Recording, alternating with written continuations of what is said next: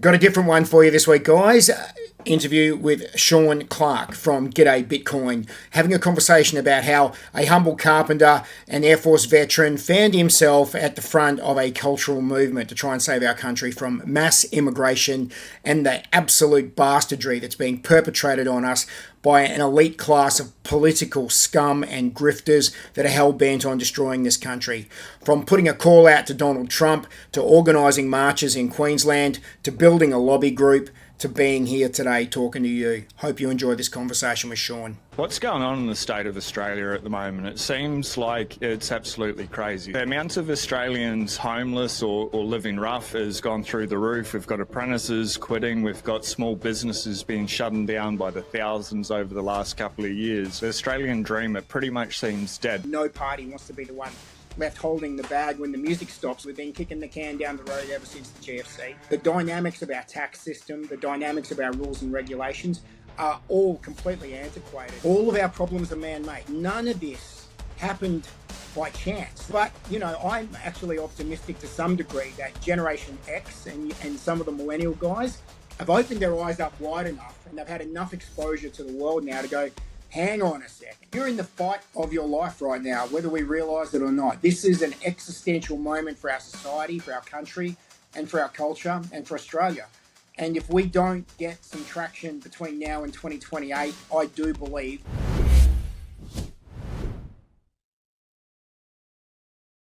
G'day and welcome back to G'day Bitcoin. I'm your host, Sean. Joining us today is Scott Challen, the controversial, spicy meme man. Scott, how you doing today? I'm good, Sean. Great to be here, and thanks very much for the opportunity to have a chat today. Really looking forward to it. Yeah, I am too, Scott. We'll get into a little bit about who you are and stuff, but I think most importantly and what's everyone's mind is what's going on in the state of Australia at the moment. It seems like it's absolutely crazy, especially in Victoria. There seems like there's machete attacks every single day almost. The amount of Australians homeless or living rough has gone through the roof. We've got apprentices quitting. We've got small businesses being shut down by the thousands over the last couple of years. From your perspective, because this is when I first came across, you're really talking about the state of Australia and just the attack on hardworking Aussies just trying to get by. Like the Australian dream, it pretty much seems dead. But in your opinion, what's happening? Well, this is the legacy of successive uniparty elite politicians that have feathered their own nests, feathered the nests of their corporate overlords, and left the Australian people to rot on the vine. It's a complete and utter breaking of the social contract that got us here. The writing was on the wall from about 2010 onwards. It was a slow decline, but now the decline has rapidly increased. It's like a snowball, and once it gets going, you're not going to stop it. It's just continuing to roll on and just crush things in its path. I'll call it a boulder, not even a snowball, really. It's amplify that with COVID. This is the post-COVID part of that hangover, and it's the complete societal breakdown. It's a non-functioning society anymore. It doesn't care about its people. It only cares about its bottom line, and it will literally sacrifice its Australian citizens for its treasury numbers, and that's what it's become. And in order to do that, it literally has to sacrifice us. We are about to be replaced in our own country, and it's happening at a rapid rate of knots now. Yeah, that sounds pretty full on, doesn't it? And I think for anyone living in Australia, the last couple of years have felt pretty full on, Scott. So there's this conversation that comes up in regards to immigration versus mass immigration. And the way that I've seen it, anytime anyone talks about mass immigration, which is the problem, immigration's not the problem. Australia has always had it, and it's what's built this country, no issue. But with the mass immigration during a housing crisis, it feels like Australia has gone pretty whack. And you're saying that it's like a non-functioning party, and the Uni Party have been doing this since 2010. Why do you reckon that is? Why would they not even shut the border, but just keep standard levels of immigration or whatever it is, so we can allow small businesses, builders to be able to catch up, get the housing supply back up there? Maybe we need to go into a recession for a little bit, but why do you think they won't let the country recover naturally and it's sort of this artificial propping up of numbers?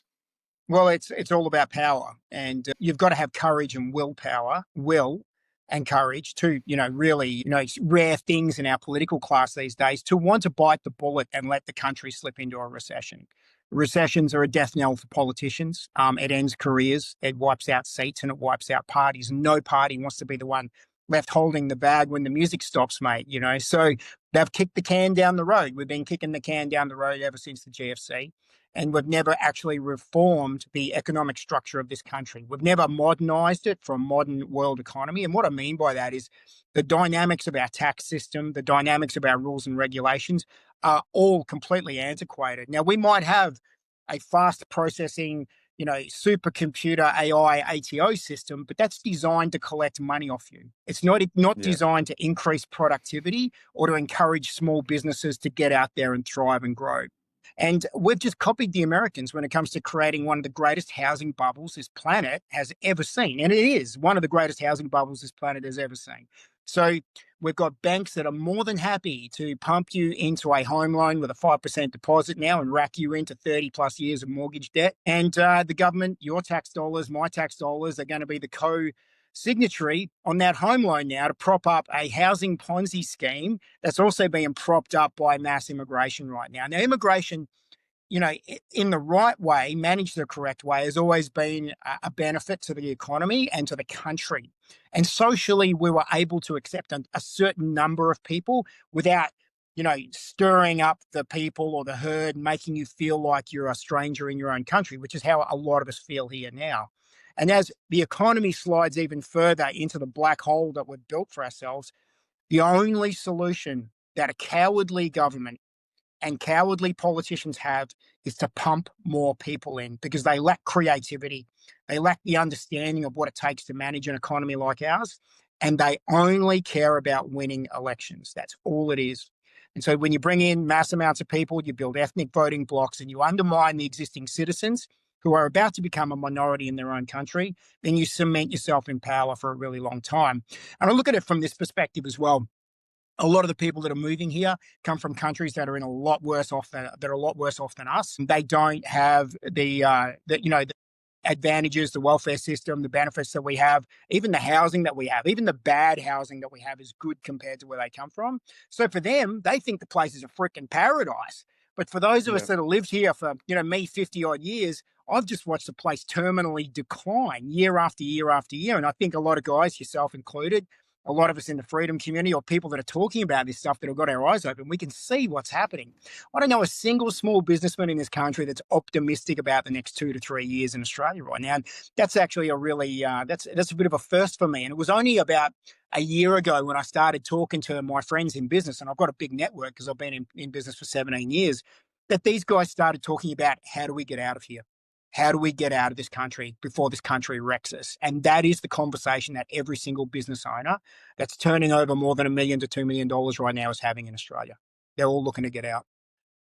Yeah, and sort of talking about that, I've got like a channel partner, the Bitcoin Way. They help people with self custody, but they also help people get a second passport. And when I talked to Tony, the founder, he said Australia is where they receive the most amount of calls and inquiries from. There are so many people that have accumulated net worth in this country that are just ready to get up and go. They're actively looking. I think Australia's seen the largest exodus of millionaires and multimillionaires over the last 2 years, and it looks like it's going to continue to increase, which is crazy because it's such a beautiful country, Scott. Like, I walk upstairs, we're looking at the islands, we're looking at the reef, the ocean's perfectly flat today. The rainforest isn't too far away, and you're like, look at that, and you're like, this is amazing. This is home. Like, why are we spoiling it? And like, back to your point, the politicians, they're not just going to allow recession because they're going to go out of power. Does that then come back onto the citizens for not understanding the economy, or is this all by design that we're not taught these type of things in school? Like, I know when you're going through school, you sort of jumped around. I didn't finish school. I left halfway through year 11 and stuff, but I was never taught about money or about voting or how the economy actually works. And it's only through like studying books like The Big Print and going down the Bitcoin rabbit hole that woke me up to, oh, this is all just a Ponzi scheme, not just houses, but everything. Our whole economy is built on lies. Yeah, it surely is. I was really fortunate that I did year 11 and 12 at an agricultural college, a boarding college in Western Cool. Australia. And because it was a farming school, had 110 students, and those 110 guys, with the exception of me, who was basically a city slicker, were all sons of farmers that were multi-generational farmers from the wheat belt and northern pastoral areas in WA.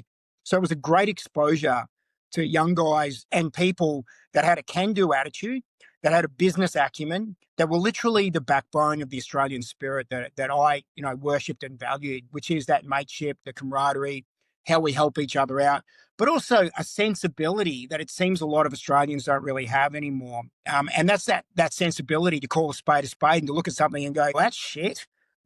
But also you've got to remember that Australians have a she'll be right attitude, and we're also quite trusting to some degree until we're not. And so I Yeah. think for me, my blinkers that might normally have been preset from a standard education, and like you, I went to a lot of schools as well. I got the opportunity to look a little bit more broadly and have a bit more of an opportunity to look at what works and what doesn't work. And I think that's helped me understand what's happening a lot in the world around us, because we've become a really wasteful society. We're not entrepreneurial by nature anymore. We're very heavily dependent on the government.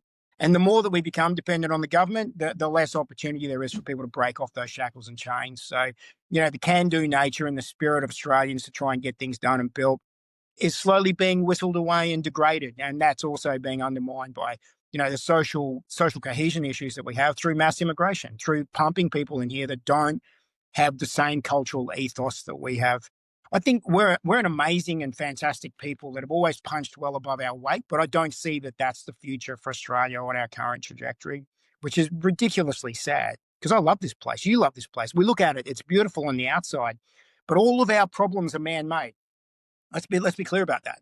All of our problems are man-made. None of this happened by chance. These people created these issues, and whether we like it or not, we allowed this to happen.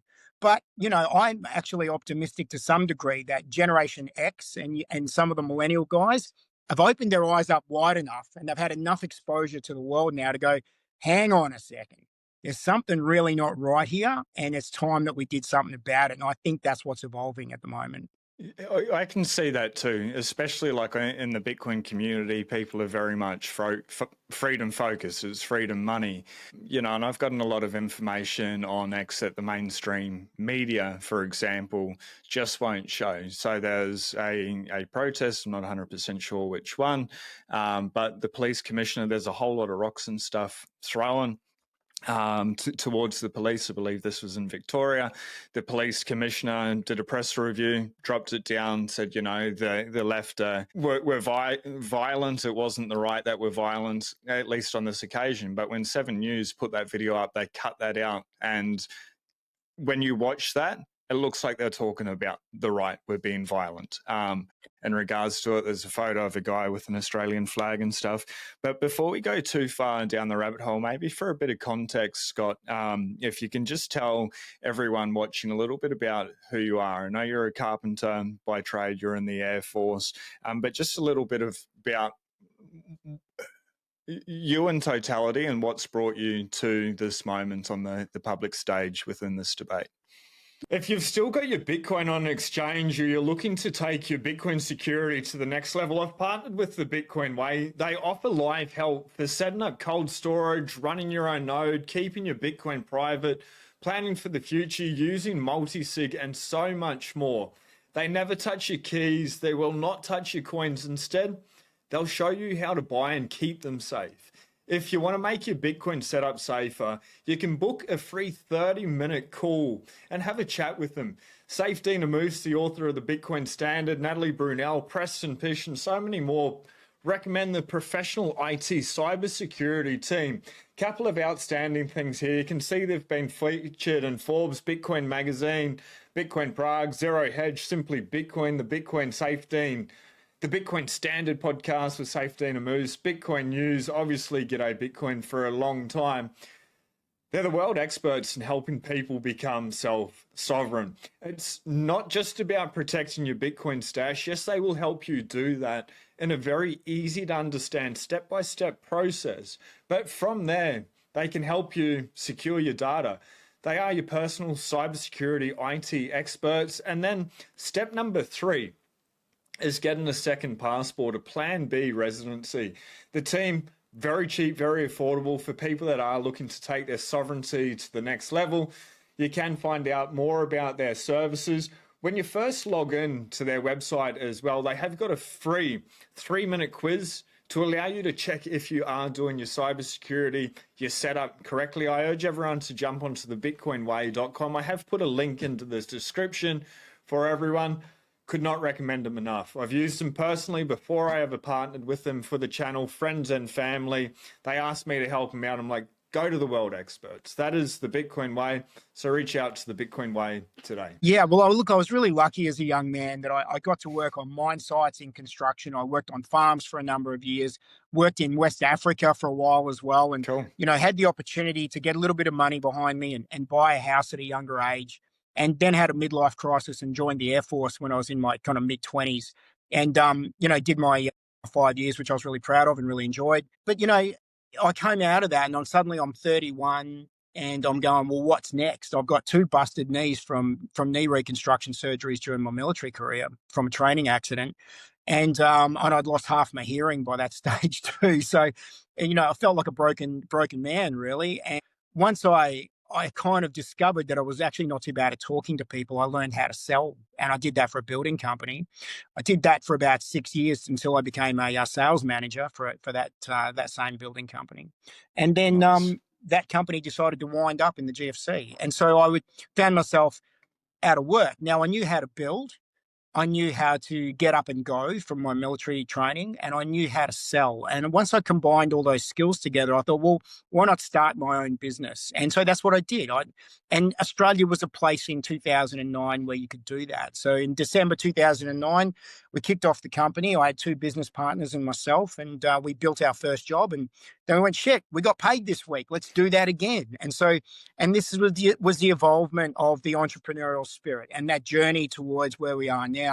I've since bought the 2 business partners out. The company belongs to me. One company became 5 companies, 20 employees, another 20 contractors, and a nice diversified spread across the building industry in Australia, and with a specific focus on home improvements, which I really enjoy: decks, patios, carports. I like making old things Cool. better. I really Me enjoy too. renovating stuff. Yeah. And I've never really been into the scale of building new things. And so I did my apprenticeship as a mature age apprentice. I was, in the early 2011s, I think it was. I did my apprenticeship under one of my business partners and became a qualified carpenter. I essentially took all the things I knew and then turned it into a proper qualification, and then ultimately got my own builder's license and became who I am today. So 17 years later, and a lot of jobs and projects, thousands of projects done, here we are. And so it was COVID really that triggered me. I've always been a little red pilled on the government because of what happened with September 11. I don't believe that September 11 was a story they told us. I'm not afraid to say that. And because I was in the military at the time, I watched our civilian peacetime military turn into a wartime military. And so I got to be a part of that ramp up for what was going to be Australia's involvement in the war on terror. And although I didn't deploy overseas, I need to be really clear about that. And I never saw combat. A lot of the guys I know did. A lot of the guys I know went and served overseas. And a lot of those guys came back pretty screwed up. It's been a bit Yeah. of a journey for a lot of them. And I don't think any of us don't know an Afghan veteran or an Iraq veteran that is probably, 100% normal, because these things screw people up. I am eternally grateful that I never got to deploy for war. I really am. I'm quite lucky that I dodged that bullet. Even though at the time, all I wanted to do was go to war. That's what we all want to do, right? And so Yeah. years later, once I've had children and been married and, done the things that I've done, I don't regret it. But I have enormous respect for people who've served, a huge amount of respect for the history of our country. And regardless of your thoughts about the politics of it, the reality is that that man that gets on a plane and deploys, or a ship and deploys, he's doing it to be with his mates, and he's doing it because that's what he's been trained to do. At the heart of that is a patriotism and a love for your country. My biggest concern now is that we've got a generation of people out there that don't love this country enough to be able to put it on the line to defend it, because we're seeing so many people want to get out of here. So this journey for me, and then becoming a businessman in 2009 with my own company, and watching the mountains of regulation and taxation and bureaucracy every year it's getting harder and harder and harder. Now, here we are in 2025. We're at the tail end of over 7,000 building companies collapsing in the last 2 years in Australia. It's only been matched by the transport industry for insolvencies and collapses. Essentially, 8 to 10 builders and 8 to 10 transport companies are collapsing every single day in Australia right now. And it's a number that no one wants to talk about. Out of that, Sean, as you would imagine, there's family breakdowns, there's suicides, there's long-term financial, absolute buggery that they'll never recover from. And this government is more than happy to pretend that's not existing by pumping in migrants like crazy. And so for me, I'm watching these businesses collapse. I'm watching my industry get turned inside out, and it pisses me off. It really pisses me off. So that's how I got to here today, mate. Yeah, and just what a story first off, but like in regards to running a small business and the ATO and just all these small businesses failing, one thing you were saying there, like the families, the homes destroyed, the amount of suicide and stuff. We're in the middle of a housing shortage or a housing crisis in this country. It almost makes no sense that we have 7,000 building businesses in the last 24 months. Like, shouldn't they be at the busiest that they've ever been? And like, obviously they're not. They're shutting down. They can't survive. Is this simply because of the government regulations, the red tape, the cost to be able to build, get approval, things like that? Do you know why the building industry has been hit so hard? Well, the building industry has always had a high attrition rate. The reality is, in the building industry, 80% of builders will go broke in the first 5 years of operation. So let's not pretend that it's a walk in the park. It is a really difficult industry to make a living out of and to do anything at scale.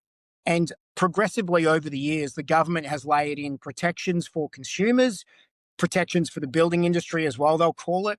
But we've also stacked on a ton of regulations when it comes to building a new home now. And so since 2009 to where we are, the difference in the building code in Australia, it's not even the same. The houses that we could build in '09, you can't build those houses now. You're not allowed to build those houses now. Now, my house here was built in 1953. Gosh knows I've done a lot of renovation to it, but it's still the core of the same house. It hasn't moved. The stumps haven't moved. The house is great. I've added to it, but it's still the same house. And so what is it that changed from 1953, when this thing was hand cut and nailed by hand on site, to now that house doesn't comply anymore? And so when we added all that in, what we had during COVID and in the tail end of COVID was a bunch of building companies that had existing contracts for upgraded engineering and upgraded thermodynamics and upgraded all the rest of it. And then with all the price rises coming in, a lot of builders got stuck holding the contracts, and that ultimately led to their demise. Building is a really hard industry because it's seasonal. The revenues are fluctuating. A lot of builders rob Peter to pay Paul. By that, I mean they're taking deposits on future jobs to finish the last jobs. And it doesn't take long before they're caught up in a cycle of just trying to drag more money in to service the debt that they've got hanging on behind them. The secret to surviving in the building industry is diversification. And I know you guys are probably all about this in your Bitcoin community, but like, from a builder's perspective, I run a building company, but the building company is the smallest part of our group of companies. The e-commerce and selling building products is the big part of it. And if we didn't diversify into that in 2011, 2012, we would have gone under like every other builder that's pretty much faced the chop here, because the building company hasn't been profitable for 5 years, mate. It hasn't made any money since COVID kicked off. And so why do we do it? Well, I love being ridiculous. A builder. Yeah, that's right. And so I can't adjust contracts and pivot to this economy fast enough now. It's impossible because everything keeps changing. We interrupt this video to bring you a really quick PSA. How safe and secure is your Bitcoin seed phrase? So many people still hold their 12 or 24 words on paper. Then they sort of upgrade to something like this. This is a titanium version. It does hold all 24 words, but look how big it is. This device, this revolutionizes it. It changes it. It makes it so much more secure. What this does, you can see there's a 1-inch washer on there. It comes with these punches that are almost microscopic. They give you a magnifying glass to be able to see the end of them, because you really can't read what that says. And then they give you titanium washers, nylon washers. Think about this for x-rays, body scanners, metal detectors, border passes, just around the house with the metal detector wand, stainless steel as well. These are great for hot wallets. The titanium It's going to survive a house fire. But this, compared to this, look at the size difference to it. You could fit 8 of these on this one plate, yet it still contains all 24 words. Imagine how easy that is to be able to hide. Now, the team have given a discount code for everyone. There is a link below. Now, back to the show. I think that's pretty wild to hear. Like, obviously, house prices are more expensive than they've ever been. New home builds more expensive than it's ever been. But builders aren't profitable. Any business that's providing a service, they're not doing it for charity. They may want to do good in the world, but they need to earn an income to be able to have a little bit of margin, but to be able to pay the employees, to be able to make further investments and stuff. That's absolutely wild. I want to pivot just for a sec, though. We see that the Treasury has knocked 20% off everybody's HEX debt, and people are starting to see these texts. Now, last night, I saw this come through. I'm like, well, how about we give the tradies back 20% for all the tools that they've invested? Or what about small business owners? Or can I be compensated 20% on all the money I lost with all the small businesses that I tried to get off the ground, that failed, that put me into debt, that put me into a black hole, that I had to then drag myself out of? Why can't I have 20%? I didn't take anything from society. I didn't loan off anyone else or the government or the HEX system or anything. So, like, why can't I have 20%? And I guess the second thing on that, and I'd like to get your thoughts on the HEX debt, but they keep saying like we're wiping out 20% of it, and it sounds like this money is free. Nothing's ever free. Like, it always comes back to the taxpayer. So it's the tradies, the small business owners, those people providing value that did the smart thing, that maybe they still went to university, but they went into a university degree that was actually useful, so that they've probably already paid off their HEX debt and stuff. But we've got all these people providing tax dollars, receipts, to be able to pay off somebody else's education that may or may not later add on to society. Yeah, it's pretty criminal in my opinion. It sets a really awful precedent as well. When you just forgive debt, you teach people that it's okay to rack up debt and there's no consequences for that debt. You know, we want to give Australian kids the best opportunity. There's no doubt about that. The university sector in this country has become a giant, it's a gargantuan beast that doesn't deserve the funding that it gets. It doesn't deserve the amount of people that move through that system. It's completely corrupted to its core, and it needs to be gutted. I want to make no apologies about that. It needs to be gutted. It is wrecking our country. And not only that, but now the government is so invested in it that it's encouraging every single student. They want 80% of Year 12 graduates to go to university now. When I finished Year 12, it was hard to get into university. You couldn't buy your way into university. You had to have really, really good grades to get into university for pretty much anything. And the rest of us went and did trades or went and got manual laboring jobs. And that's how the society functioned. And it worked enough and well enough to create a class of elites, well-educated people that also appreciated where they were because of the sacrifice that they'd put in. If you're going to shove every kid through university, what you're going to end up with is a low bar that doesn't really create great standouts and geniuses to help drive the country forward. And you also undermine the rest of industry, which is where we are now. Try finding an apprentice. Try finding a tradesman. You've got massive trade shortages in this country. I can give you a story about that. Yeah, and so someone wrote as well, was like, because I was pretty passionate about my content with regards to this is one of the greatest bloody betrayals of small business and tradies in the country to do this. And hey, puppy. And someone wrote there, oh, what you tradies get free TAFE. Well, let's be clear about that. Only 16% of people who start TAFE ever finish TAFE. TAFE has a terrible graduation rate. It's not designed to create tradesmen. It's only designed to create teachers in the system that are members of the teachers union. That's what it's designed to do. And so then the argument is, oh, well, tradies get tax deductions on their utes. Great. But did you know that you've got to make money to get a tax deduction? Yeah. You've actually got to make money. And I'll be honest with you, I've never seen more tradies driving buckets of shit than I am now, because they're not making any money. So how can you depreciate and tax deduct something when you're not making any money on it? So it's an absolute awful argument. Australia's been absolutely gutted with this. And this is what happens when you let lawyers, and let's be clear about that, 30% of federal politicians in this country are lawyers. The stats probably the same for state politicians as well. This is what happens when you let lawyers run the country and you don't have I will call this the proper quota that should be in politics isn't a male female quota. It's a quota of people across different broad spectrums of experience that can bring that to the table and have a valid argument and put a perspective forward that keeps this place sensible. And that's what we've lost, is sensibility. Yeah. I feel like when I was growing up, Scott, maybe I was just naive and I wasn't paying as much attention to politics, but it seemed like there's a bit more common sense. I don't know if there's like small business owners or large business owners actually running the economy and the government like a small business, but now it just seems like it's all theoretical and, you know, like they push through net zero and everything like that. Actually, before I go down that rabbit hole, I just want to come back. So the people that went to university and they took on the HECSTAD and everything like that, you said you went through as a mature age student as an apprentice. Yep. Do you remember what your hourly wage was when you did that?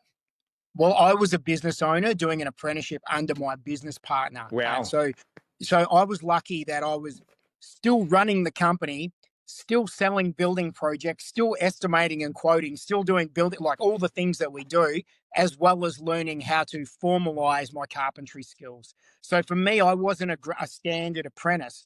But let me just pull that back. And I mean, if we talk about inflation and the economy, my first job out of agricultural college, this is an excellent pay scale. I was on $149 a week. I worked on a farm that was 208 kilometers from the nearest town, and I got a free tank of fuel every month, and I had to kill one sheep a month for free meat, and I got a free house on the farm. So that was my package. If I didn't kill the sheep, I didn't get any meat because I couldn't afford to buy meat with the money that I was on. So was it a simpler life? Yeah. And is there any comparison to now? No, that was 1990. It was a completely different world in 1990. And so, but even now, if you look at my first year apprentices, I got a couple that are on now.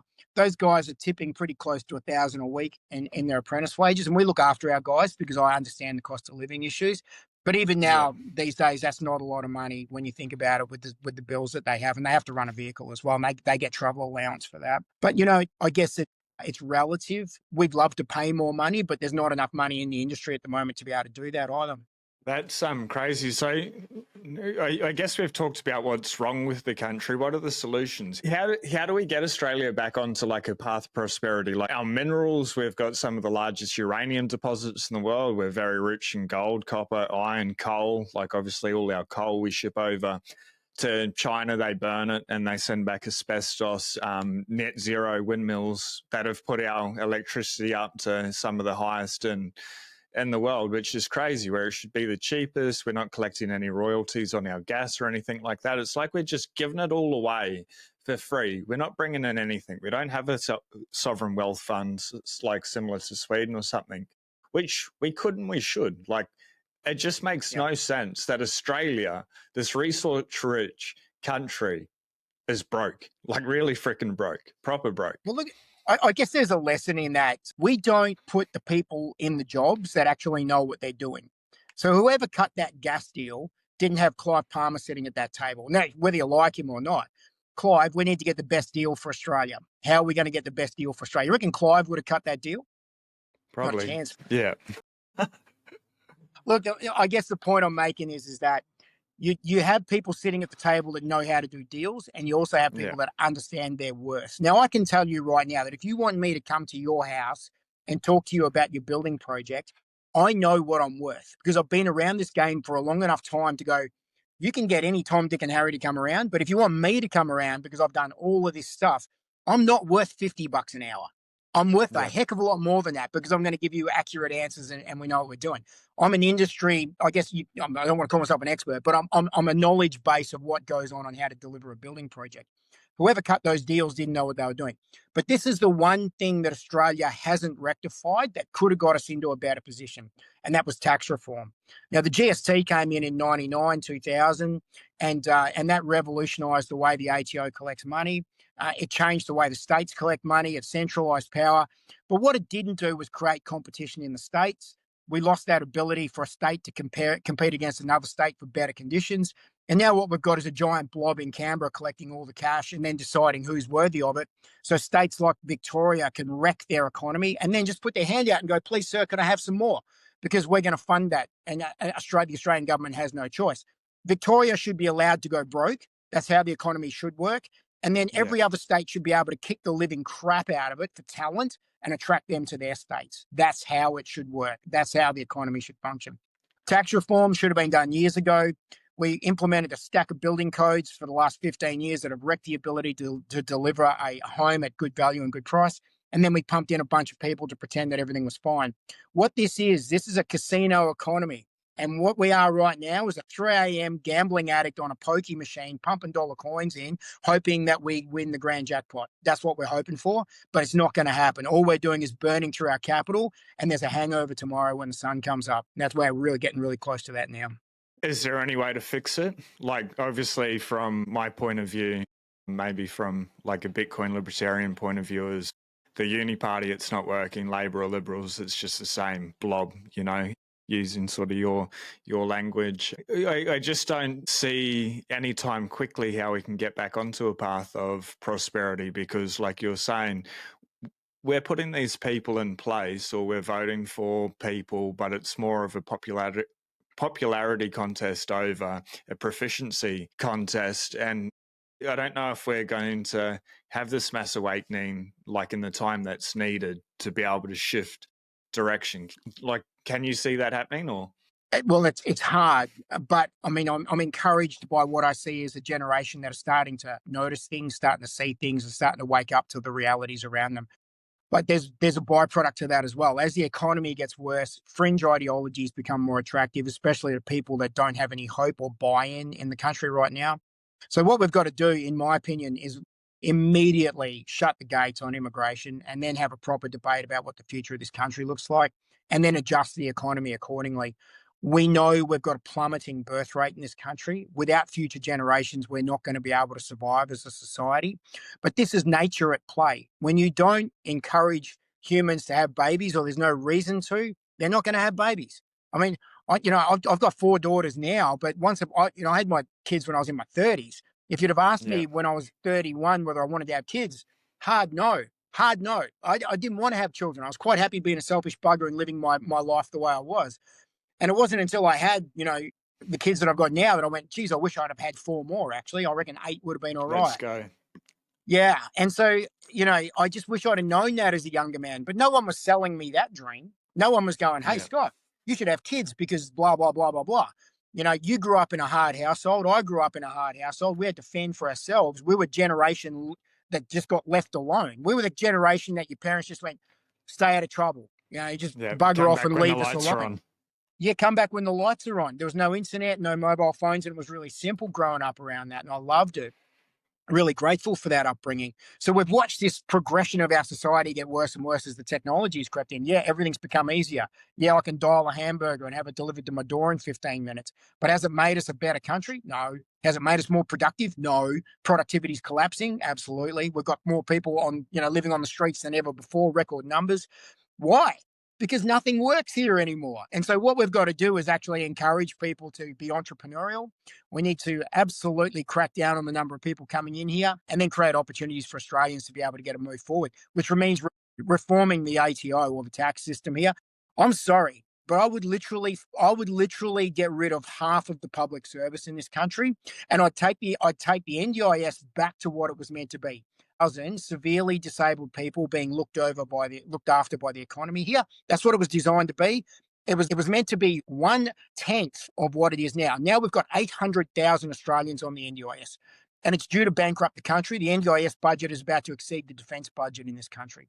Wow. Make it make sense. It should never have got to this point.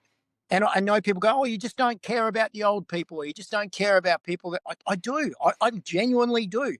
But I don't have enough money.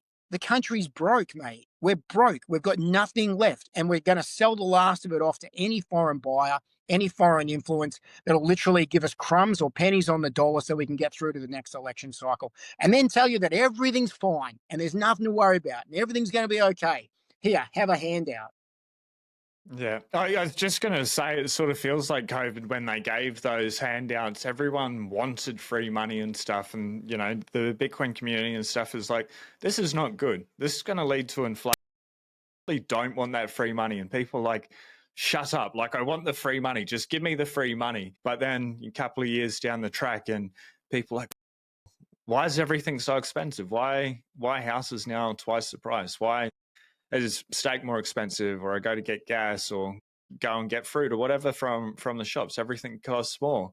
And they don't relate it back to that stimmy check that they got. It's just the mainstream media comes out and they're like, Coles, Woolworths, they're price gouging. No, it's not like the carpenters, the builders, etc., have all jacked up their prices for no reason. It's the government Yeah. printed so much money. Everyone took it. They were happy then. And that's fine to be happy if you want the free money, but understand that there's no free lunch. It's going to come with Well, they wouldn't have been consequences. able to carry on with COVID for as long as they did if they hadn't have paid everyone. Let's be honest about that. This COVID wouldn't have lasted 3 to 6 months if it hadn't have been for all the cash they forked out. And so it should never have happened. This should never have happened. You don't have to look very far in the data now to realize that the whole thing was massively overblown. There's never going to be any accountability for it. And I mean, geez, remember what the price of Bitcoin was like in April of 2020 Yeah, I do. compared to now. So it's been an incredible journey. But I can also track that along with the volume of money within our country, as you rightly pointed out with your post last night about 11% inflation. Year on year, essentially your currency having less value, and the price of houses. All of it has corresponded with that. And what's also corresponded with that is the number of businesses that have collapsed, going down and Yeah. down and down. And then we haven't balanced that out. We haven't caught our breath from that. We're still in a terminal decline here. It's only going to get worse, folks. And so at the moment, unless we've got a whole bunch of people that are prepared to stand up, I mean, one thing that I look at the Bitcoin community and I see a lot of people that have checked out from our economy. They're like trying to build a parallel life and get away from what's happening here. But as you said, it's a beautiful country. It's worth fighting for. It's worth defending. And I know there's a lot of really wealthy people in the Bitcoin community. And you guys, I'm encouraging you to get involved in the fight to save your country, because it's great to have money, but if there's nowhere great to live, it's pointless. Yeah, that's right. And that's why ultimately I have, with other people, reached out to various politicians and stuff. Some are receptive, some aren't. Obviously, the Libertarian Party ended up coming out with their Bitcoin policy, which was cool to be able to be a part of that and stuff. But, in Australia, everyone is looking at Labor and Liberals and they're just like, no, not interested in that. But I can't remember their saying exactly, but basically, you have to have an interest in politics, otherwise politics is going to have an interest in you. And I think that's exactly right. Like, I would never save in the Australian dollar. It's losing 7 to 11% per year. Bitcoin, while short term it can be volatile, it can go up and down, or for the last year it's just been sideways. Over time it goes up, but because it's limited to 21 million, it's literally going up for the rest of our lives, in my opinion, simply because they're going to print money for the rest of our lives. Like, I almost see that there is no way over the long term, say the next 5, 10, 15, 20 years, that the US dollar collapses. Like, we're seeing that sort of in real time. And then all fiat currencies collapse. That just Yeah. is what happens by design. So we need to start to have serious conversations and start to put this country back on track. And like you're saying, we need people to be able to stand up. And so on that line of reasoning, you're with the Australian marches earlier, you're with March for Australia and stuff, but it seems like there's all these different marches or protests going on in Australia. I guess as the Australian marches, are they like counter protests, or they're not even like looking at anything else? They're just like, this is our beliefs, this is what we're fighting for, and what is it that is being fought for? Like, I guess what's the thesis or the reasoning behind the Australian marches? Well, the number one focus is obviously ending mass immigration in this country. But the mass immigration problem is multi-layered. It's fed by multiple powers that want this to happen here. And those powers are foreign influence, an underwhelming and gutless, political class and corporate interests that are really focused on making sure that we wreck our country. We can march for Australia. We can get out and protest. And, the two events that we've run so far, August 31 and October 19th, were the biggest protests this country has seen since COVID, since the COVID rallies. And I'm proud to say that I went to nearly all of them in Brisbane here and was a part of that, which I really enjoyed. I like it that people can get off their butts and get active and get involved. And on two occasions this year, we managed to pull it together in Brisbane. I assisted with our organisational team up here in Queensland to do that. But this is the one thing that kept coming back to me is, what do we do next?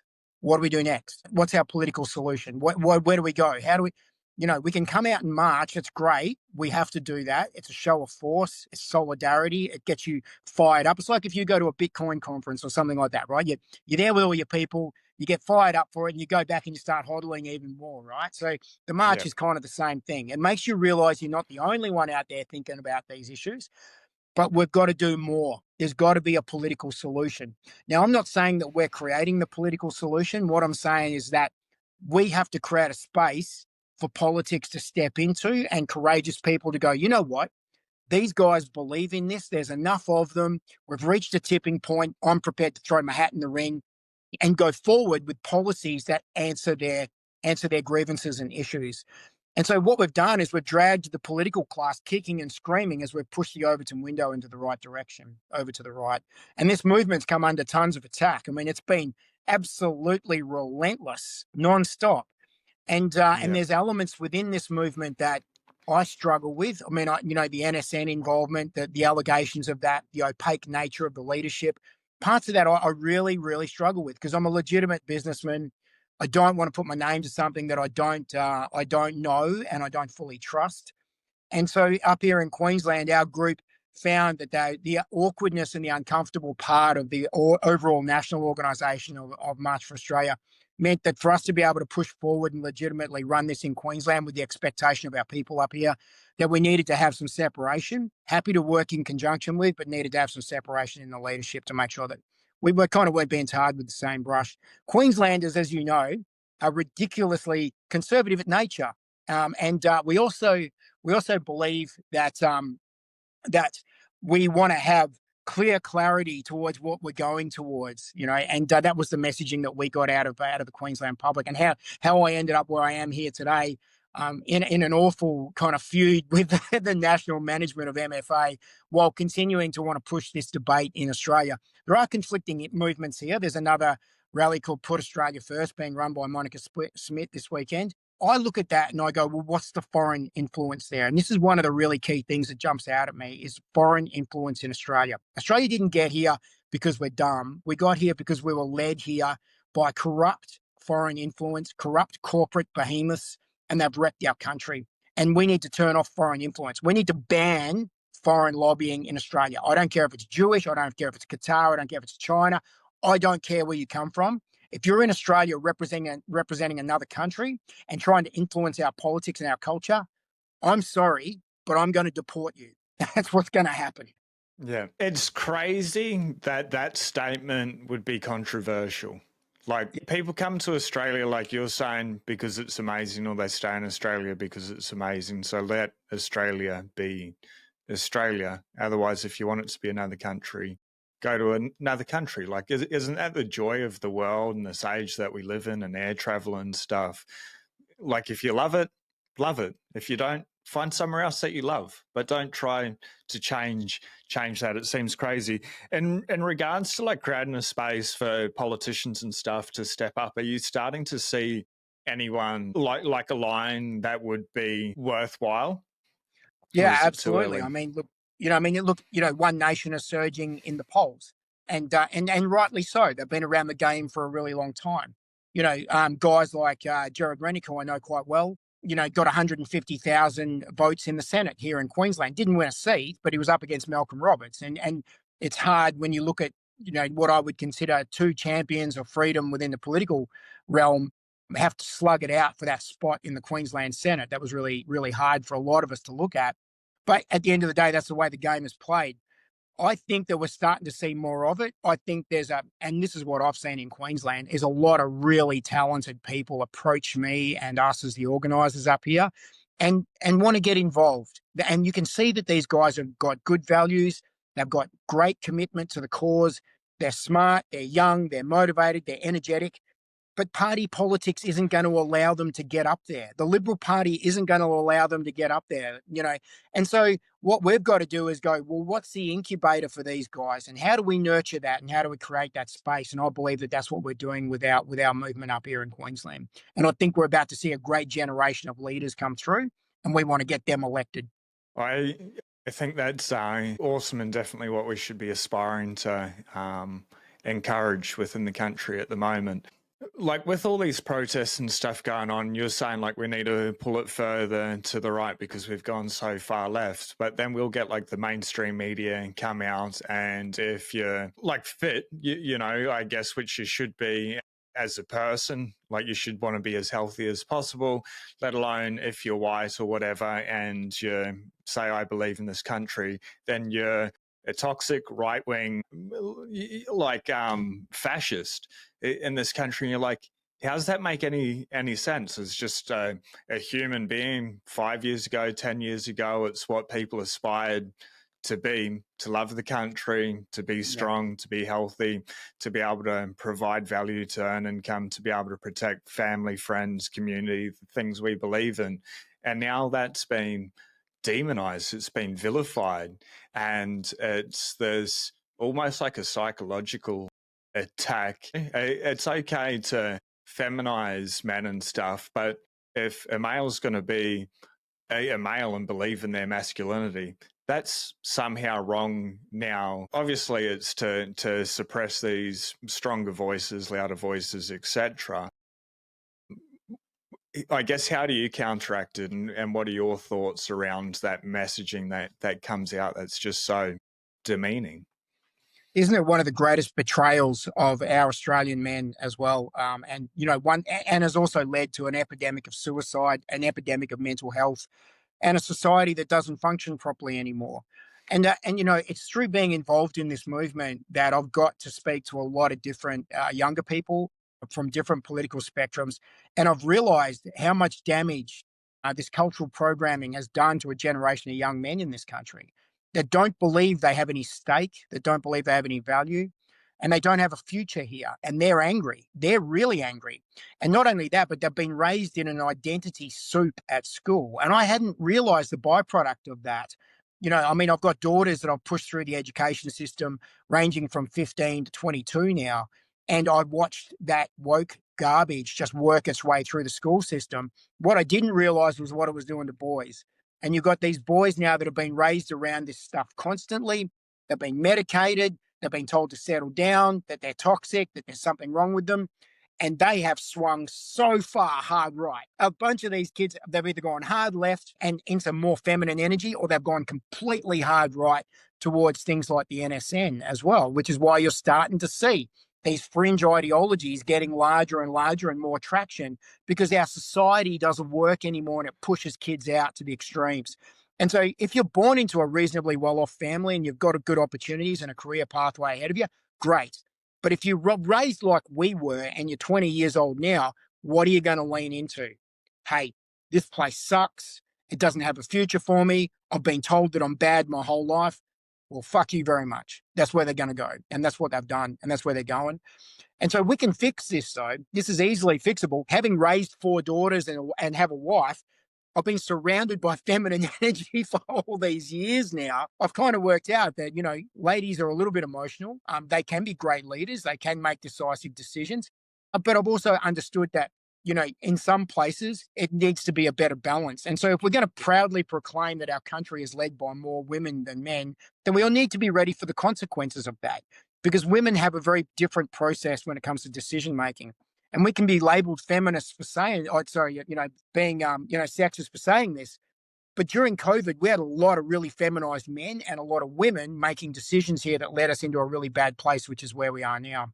And if we continue to amplify that, if we continue to talk about gender quotas instead of skill quotas, this is going to get worse. And this needs to be rectified really quickly before we lose control of our social cohesion in our country here. Yeah.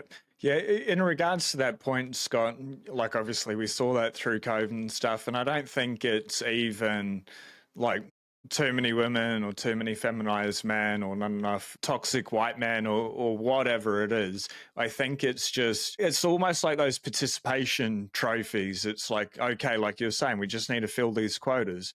What happened to the best person for the job? Like, you know, when I was looking for for employment and stuff in my younger years, you'd fill out your resume, you'd say everything that you've done, you'd go in for an interview, and they'd interview a couple of people that had similar things on their resume or whatever, different skills. But then they'd means test you, and you might need to do a couple of like skill tests and stuff like that instead of okay, we need someone of like this, you know, the color green or whatever, you know, we need to put that into this crayon box. It just makes no sense. And obviously, we're here. The country's broke. It's really not working at the moment. So I guess give us a little bit of optimism, positivity. What do you sort of see? Like, what's the roadmap over the next 6, 12, 18, 20, 24 months? More protests, just getting the conversation going, like liaising with politicians, rallying the troops. John, you want hopium. You want hopium. Of course. I want to have that like North Star, because if we can't envision a better future, we're never going to get there. You're in the fight of your life right now, whether we realize it or not. This is an existential moment for our society, for our country, and for our culture, and for Australia. And if we don't get some traction between now and 2028, I do believe that it will be the last roll of the dice for us. That sounds terrible, right? But when your back's to the wall, what choice have you got but to come out swinging? And you better be swinging hard. And that's what we need to be doing right now. There is no more room for complacency anymore. Now, I do believe this, that as a society and as Australians and as a country that has a grounding in making hard choices when the crunch comes, we can do this. And if we focus all of our energy on this one thing, which is ending mass immigration in this country and getting a control of our borders and shutting off the supply of human slaves for the Australian Treasury for our GDP, then we can force this government to do the work that needs to be done to rectify this economy. Now, if we rectify the economy, we'll save our country and our culture. It's that simple. Everything is downstream of that right now. And so politics is downstream from culture, and the economy is there as well. We've got to rectify this thing, or we can continue to look for ways to exit. And so this is the last 3 years, mate, 25 to 28. If we don't get a toehold and we don't find a way to offer a political space and to be able to change the direction and influence that, I do believe that after 28, you're not going to have the opportunity to do that. They're going to continue to stack roadblocks in your way, and we're going to have to fight our way through those things. There will be things like digital ID. There will be things like, you know, the new rules coming through in December with regards to using any of these platforms, for example, for people seeing what we're talking about. We're going to have to fight our way through that. They will do everything they can to roadblock us and stop it, because it's the only way that they can keep the Ponzi rolling right now. And we're going to have to eat some bitter pills. I'm sorry, Australia. We're going to have to eat the hard pills right now, because they're not going to taste good. It's going to be difficult. But if you don't do this, then you better get used to your 15-minute city. You better get used to when they roll the next pandemic out and they can switch you on and switch you off. There's all these things that come out of it. Hopium, look for your friends, look for your family, talk to guys like Sean, get involved, look after yourself, sort your economy out, sort your own economics out. Don't have too much debt. Make sure that you're ready to pivot and get in the fight. And if you can get in the fight with us, and we want to be in the fight, I'm looking forward to this fight, then I believe that we can save our country. I absolutely love it, Scott. What is the best way or the best places for people to be able to follow you, stay up to date, get in contact if they'd like to? Yeah, so I'm on Instagram, shallow_chal, Twitter, Shallowchal, Shallowchal, YouTube, Shallowchal. If you just search Shallowchal, you'll find me. I will be honest with you, though, there's a bunch of impersonators out there trying to flog crypto under my name. I'll link your real ones below. And you can find it. But get in the fight. Come and join us. Have fun with it. We're going to enjoy it. We're going to enjoy the fight. We're going to love it. It's going to be hard. It's going to be scary. No one said it was going to be easy. But, get ready and get in it. And if you get in with us, we've got a chance of winning this thing. No, I love it, Scott. Well done for everything that you're doing. I've been pretty hesitant to talk about this, because anytime any conversation around mass immigration comes up, it's just straight away, that's racist conversation. Like, I'm not talking about immigration. I'm not talking about any group of people. Talking about strictly the math that's going on in this country. But I think the way that you articulate it, you approach it, while you're a little bit spicy and stuff, I don't think you're antagonistic towards anyone. And I think it is really, really important. And just for people that are watching that haven't seen a podcast from me before, I am deep down the Bitcoin rabbit hole. It's freedom money. And I think to hold Bitcoin in self-custody at a time like this, not cryptocurrency or whatever, and that's why I'll link Scott's proper links below. Don't get distracted, but hold that freedom money and then have the optionality to be able to protect your purchasing power. We saw it with the Canadian truckers and stuff when they protested, they shut off their banks and things like that. If you really want to get involved to be able to stand up for your country, what you'd be able to believe in, it's nice to be able to have that back in a freedom money. But I've got heaps of podcasts there. But Scott, thank you. We need you. We need you guys to get involved, mate. We absolutely need it, and I 100% endorse the message around having a diversified investment portfolio, and even just protecting yourself for the long run. So Sean's doing good work here, guys. Get on it. So you appreciate it. We'll probably touch base early in the new year or mid next year and see how we can keep getting the word out. It's Good on you, It's Sean. just like, how the hell are we here? The most beautiful country in the world, like these fucking Muppets. We just need to get rid of them. We just need to get rid of them and start afresh. We can do it. We can get rid of them, mate. And you know what? There's some great people that follow your content, and there's great patriots out there that want to be in this. They want to get involved and they want to save their country. We can do this, Australia. Let's go. I'll make sure that you can get in contact with Scott below. Everyone, please do something nice for yourself today, for somebody else out there. Be blessed. Peace.